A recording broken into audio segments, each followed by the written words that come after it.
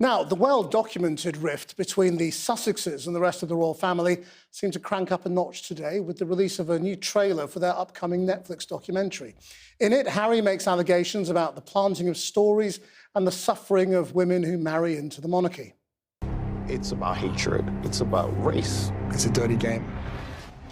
The full documentary won't start being released until Thursday, but it's already raised the question of just how much reputational damage the institution could sustain as a result. Let's talk now to Professor Anna Whitelock, who's a historian of modern monarchy at City University of London. Professor, how much more vulnerable is the monarchy under King Charles than it was under Queen Elizabeth? It certainly is more vulnerable. I mean, the Queen was an anchor point. She was a point of continuity over 7 decades. And of course, here we have a new king, Charles, not even yet crowned, trying to find his feet. He's had just last week the racist scandal at the palace of Lady Susan Hussey, and now the prospect of a number of weeks of accusations from Harry, his son, and Meghan in the documentary over the next few weeks, and then, of course, in January in the long-awaited memoir. So it couldn't be really a worse time. And in comments that I used to make about the sort of scandals around the royal family, I would always say, but ultimately these don't touch the Queen. And in that sense, the monarchy remains strong. But of course, with Charles now, with a rogue son, as he might see it, really hurling accusations and onslaught, perhaps against him, certainly against the royal family and the palace, suggesting vendettas, suggesting agendas.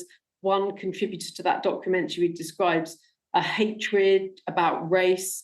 I mean, it couldn't really be worse. And although Charles and William, I think, will carry on with business as usual over the next few days and weeks without making comment, this will certainly be uncomfortable times for the new king. I mean, when he talks about, women who marry into the royal family, he's not talking about the wives of Henry VIII, is he? He's talking about his dad's ex-wife.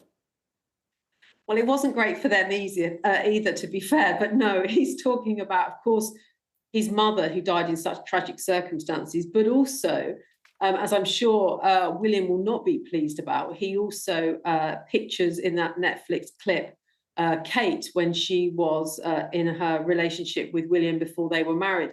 So the suggestion that women who enter the family are hounded, who aren't protected, and yes, there's a throwback to Diana, but also to Kate, now Princess of Wales too. Do you think we are looking at an existential threat to the monarchy?